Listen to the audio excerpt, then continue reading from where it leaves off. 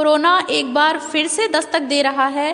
पूरा एक साल हमने परेशानी में गुजारा और जब लगा कि सब ठीक हो रहा है, वैक्सीन भी आ गई, तो फिर से कोरोना अपना कहर दिखाने लगा है।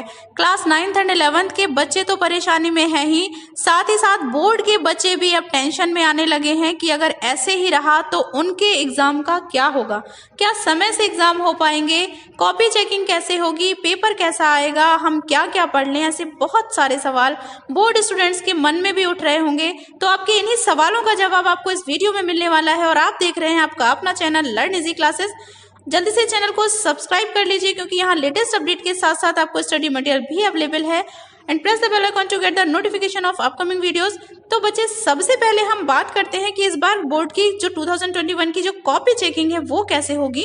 तो मैं आपको बता दूं कि इस बार अभी ग्रेजुएशन 3rd ईयर के जो एग्जाम हुए और उनकी जो कॉपी चेकिंग का पैटर्न अगर हम ध्यान से देखें तो ये पता चल रहा है कि वहाँ सभी को पास कर दिया गया है। इसी तरीके से बोर्ड एग्जाम की भी कॉपी चेकिंग का पैटर्न होगा। पूरा ध्यान रखा जाएगा कि कोई भी बच्चा फेल ना हो। स्टेप मार्किंग की जाएगी, यानी कि अगर आपको पूरा क्वेश्चन नहीं आता है तो आपने जितना लिखा है उसी आधार पर आपको नंबर मिलेंगे।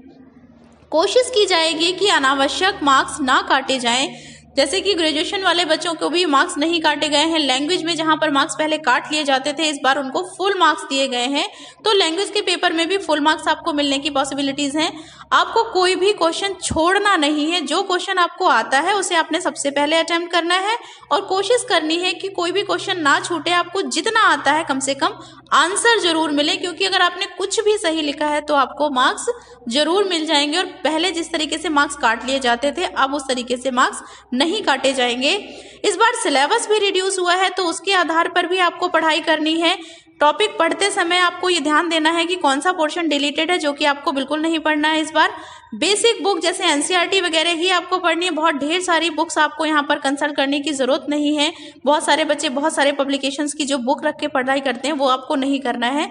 बस इस बार का जो लेटेस्ट सैंपल पेपर आया है उसी आधार पर आपका जो बोर्ड का एग्जाम पेपर है वो भी आएगा, तो उसको जरूर आपने सॉल्व कर लेना है। कम से कम 5 सैंपल पेपर आपको सॉल्व कर लेने हैं, क्योंकि उसके आधार पर आपको ये पता चल जाएगा कि किस टाइप के क्वेश्चंस आएंगे, कितने कितने मार्क्स के आएंगे। पूरा का पूरा पैटर्न एक बार आपको समझ में आ जाएगा।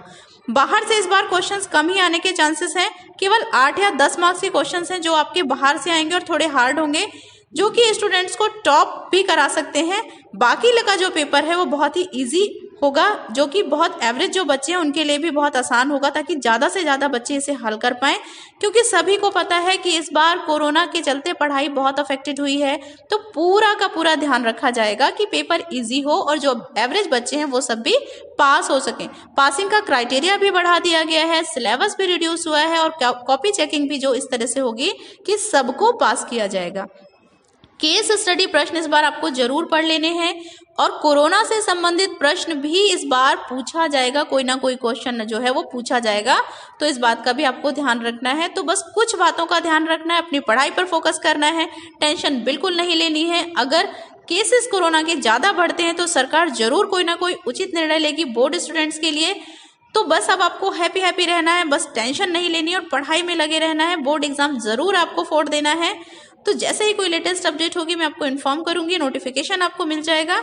Okay students, bye bye.